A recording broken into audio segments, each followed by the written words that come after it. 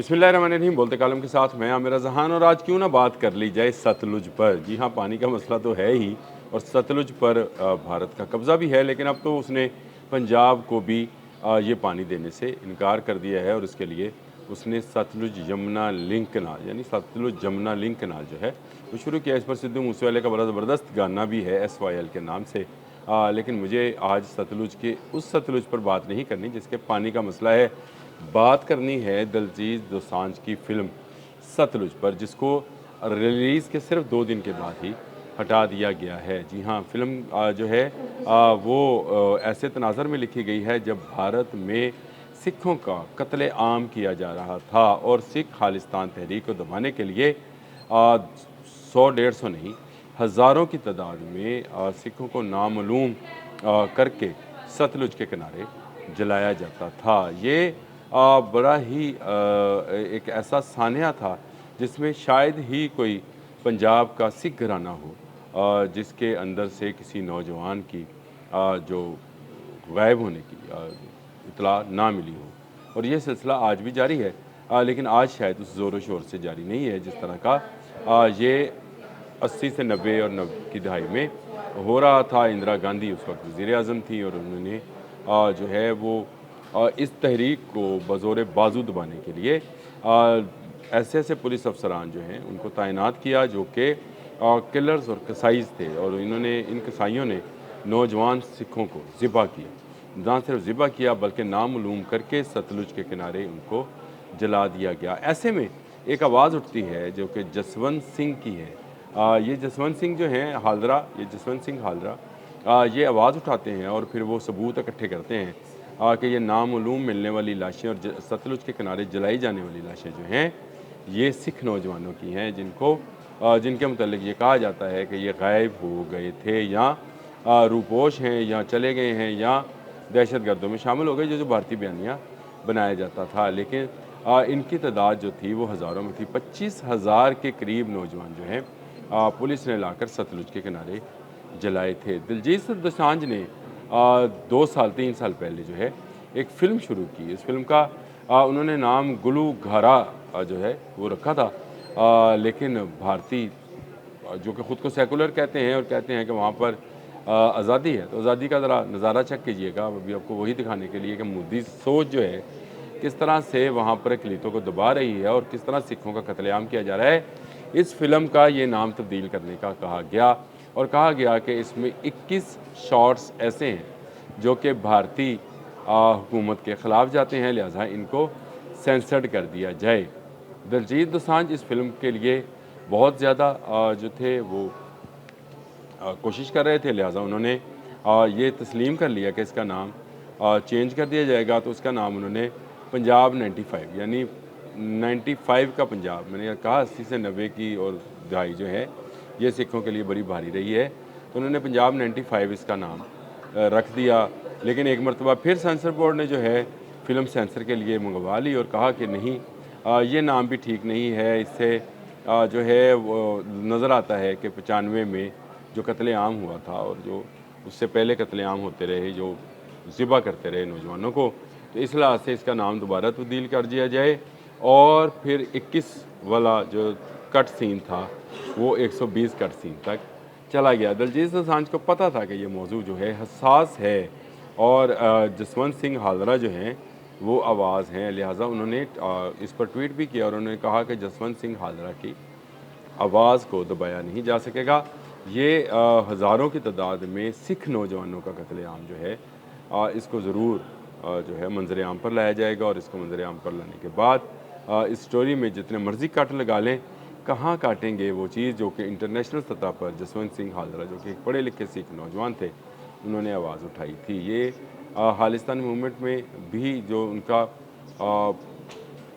इंसानी हकूक़ का विंग था उसके जनरल सेक्रेटरी भी रहे थे जसवंत सिंह हालरा, लेकिन फिर उसके बाद ये ख़ुद भी अगवा हो गए, इनको भी उठा लिया गया, तशद्दुद का निशाना बनाया गया।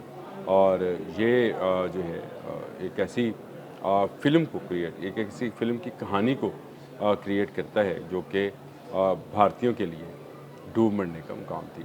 अब ये आपके जब दूसरी मरतबा नाम पर पंजाब 95 के नाम पर भी इतराज़ हुआ तो दिलजीत दोसांझ ने इस फ़िल्म का नाम जो है, गुलकार भी बड़े अच्छे हैं, एक्टर भी बहुत अच्छे हैं, इंसान भी बहुत अच्छे हैं। दिलजीत दोसांझ ने इस फ़िल्म का नाम सतलुज रख दिया। सतलुज वही सतलुज जिस पर मैं एसवाईएल आपको भी बता रहा था कि सिद्धू मूसेवाला ने भी एसवाईएल गाना बनाया था और उसने कहा था कि हमारा पानी चोरी करके ये जो है वो यमुना नदी को बहाना चाहते हैं और पानी को पंजाब से दूर लेकर जाना चाहते हैं, और उसके लिए इन्होंने एक लिंक कैनाल बनाई है और उसमें गाने के अंदर उसके बाद सिद्धू मूसेवाले के साथ क्या हुआ था, मार दिया गया था। और इसी तरह से ये जो फ़िल्म है सतलुज, ये जब रिलीज़ होती है 3 तारीख को ये इस फिल्म को रिलीज़ किया जाता है, यानी 3 जुलाई को, जो कि जुमे का रोज़ था, उस दिन रिलीज़ हुई। ठीक एक दिन बाद 5 जुलाई को, यानी 3 और 4 को ये सिनेमास में रही। 5 जुलाई को इसको जी से हटा दिया गया और सिनेमा से भी हटा दिया गया और इस पर नए इतराज़ात जो हैं फ़िल्म पर लगा दिए गए कि इससे अमन व अमान का ख़तरा हो सकता है। इस वक्त भारत में ये बड़ी चर्चा है कि क्या भारत में ऐसी फ़िल्में जो हैं जिनमें ये दिखाया जा सके कि आज़ादी की तहरीकें कैसे चलती हैं, क्या उन पर भी मज़हबी बैन लगाया जाएगा। यानी अगर वो हिंदू तवा की फ़िल्म है तो वो ज़रूर दिखाई जाएगी और उसमें हिंदू करैक्टर जो हैं वो अगर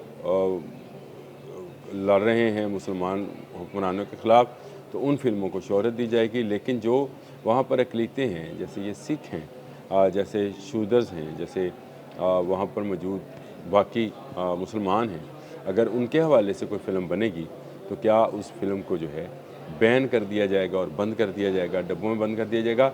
जैसे जैसे इस फ़िल्म पे जो है इतराज़ात लगते चले जा रहे हैं, वैसे वैसे फ़िल्म की शोहरत जो है वो आगे बढ़ती चली जा रही है।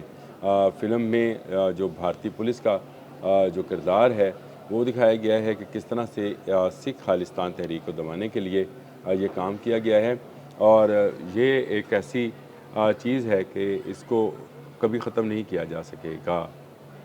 ये फ़िल्म जो है सतलुज एक ऐसी कहानी है जो भारतीय पंजाब के हर घर की कहानी है, और आने वाली नौजवान नस्ल को, जिनको अब 2 दहाइयाँ गुज़र गई, जो उस वक्त पैदा भी नहीं हुए थे, आज वो 20-25 साल के हैं, उनको क्या पता कि उनके बड़ों ने खालिस्तान के लिए जो है क्या कुर्बानियाँ दी थीं। उनके नौजवानों को तेह कर दिया गया। भारतीय पंजाब का शायद ही कोई घराना ऐसा हो, कुछ घराने होंगे जो कि पुलिस में हैं या उनकी फ़ौज में हैं, उनको छोड़ दिया गया होगा। बाकी तो हर घराने के अंदर ही एक कहानी जो है वो मौजूद है। दिलजीत दोसांझ ने ये जो है फ़िल्म बनाकर साबित किया है कि भारत में आज भी पंजाबियों पर जुल्म जो है वो किया जा रहा है, और उनको अगर कहानी की सूरत में पेश किया जाए तो उस पर बैन लगाया जाता है।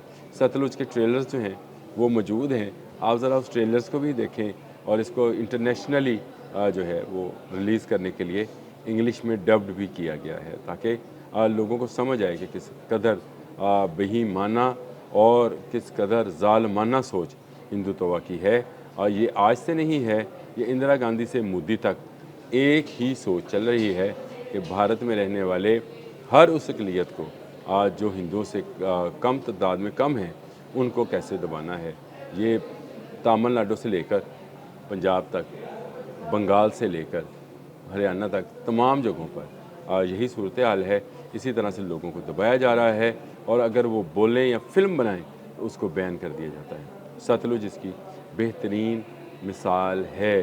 फ़िल्म ज़रूर देखने के लायक होगी। मेरा ख़्याल है दिलजीत दोसांझ को ये फ़िल्म जो है नेटफ्लिक्स पर रिलीज़ करने की जो है इजाज़त मिल जाएगी, और वो कोशिश भी कर रहे हैं कि इसको नेटफ्लिक्स के ज़रिए रिलीज़ कर दिया जाए, क्योंकि उन्होंने अपने एक्स पैगाम में ये बात कही है, जो कि बीबीसी ने भी कोट की है, कि मैं इस फ़िल्म को रुकने नहीं दूंगा, मुझे जितनी मर्ज़ी जद्दोजहद करनी पड़े, ये फ़िल्म चलेगी, और जसवंत सिंह हालरा की आवाज़ को दबाया नहीं जा सकता है। मैंने कहा आज आपसे सतलुज के हवाले से बात की जाए। अब तक के लिए इतना ही।